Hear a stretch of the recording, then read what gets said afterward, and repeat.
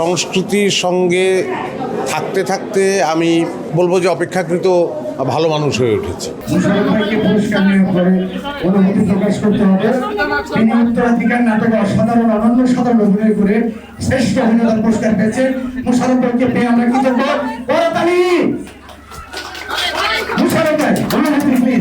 আসলে সকল অ্যাওয়ার্ডই গুরুত্বপূর্ণ এই জন্য যে মানুষ তো ভালোবেসে এবং কাজটা ভালো লাগে বলেই পুরস্কৃত করে।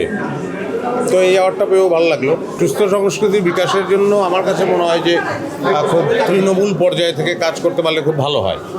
যেমন তৃণমূল পর্যায়ে বলতে আমি বোঝাচ্ছি যে আমরা একটা সময় খুব মফস্বলেও থিয়েটার চর্চাটা ভীষণভাবে ছিল, এখন বোধহয় সেই ব্যাপারটা কমে গেছে।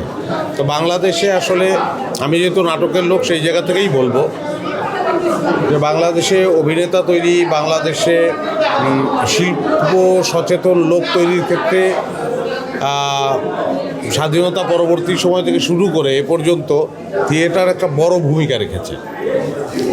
সো আমি আরও একটি কথা বলতে চাই যে এর প্রয়োজনও এই জন্য যে আসলে একজন সংস্কৃতবান লোককে, ইংরেজিতে আমরা কালচার্ড বলবো, এই তো একজন সংস্কৃতিবান লোকই সমাজের জন্য দরকার, যিনি আসলে সুস্থ সংস্কৃতি আসলে সমাজে সুস্থতাই দেয়, এবং সেই সুস্থতা তো নিশ্চয়ই আমাদের দরকার, এবং সেটা সংস্কৃতির মধ্য দিয়েই আমি অনুভব করেছি আমার জীবন দিয়ে, যে মানে যতটুকু বড় হয়েছি সেই জায়গা থেকে, সেই অভিজ্ঞতা থেকে বলছি যে সংস্কৃতির সঙ্গে থাকতে থাকতে আমি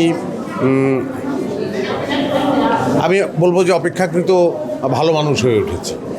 অপেক্ষাকৃত মানে আমি বুঝতে পারি যে কোনটা সুন্দর, কোনটা অসুন্দর, কোনটা করা ঠিক না, কোনটা আরেকজনের জন্য ক্ষতিকর, আমার কোন পদক্ষেপ আরেকজনের জন্য ক্ষতি করছে। তো সেইটা আমার কাছে মনে হয় সেটা খুবই প্রয়োজন এখন। এই সংস্কৃতি ঘেঁষা হওয়া মানুষের জন্য খুবই জরুরি, কারণ একটা মানুষ যত সংস্কৃতির কাছে থাকবে তার এই বোধগুলো তৈরি হবে। আমরা এখন তো দেখতে পাই যে এই আমাদের মানে সোশ্যাল মিডিয়া বলতে আমরা যা বুঝি, সেখানে তো আমি দেখা গেলো যে একটা কমেন্ট করে একটা লোককে খামাখাই আহত করে ফেললাম। কিন্তু আমি যদি সংস্কৃতির সঙ্গে থাকি, কালচারের সঙ্গে যদি আমি থাকি, সেই অভ্যাস যদি আমার থাকে, তাহলে আমার মনে হয় না যে আমি একজনকে মানে শুধুই একটা যাচাই বাছাই না করে, বিচার না করে একটা কথা বলে আহত করে ফেলবো। আমরা মনে করি যে এতে কিছু যায় আসে না, আসলে এতে অনেক কিছুই যায় আসে। আমি জানিই না যে ওই লোকটার হয়তো ওই একটি আমার লেখা একটি কথায় তার হয়তো 1 মাস খারাপ গেল, তার মনটা খারাপ গেল, তো আমি একটা লোকের মন খারাপ করে দিলাম।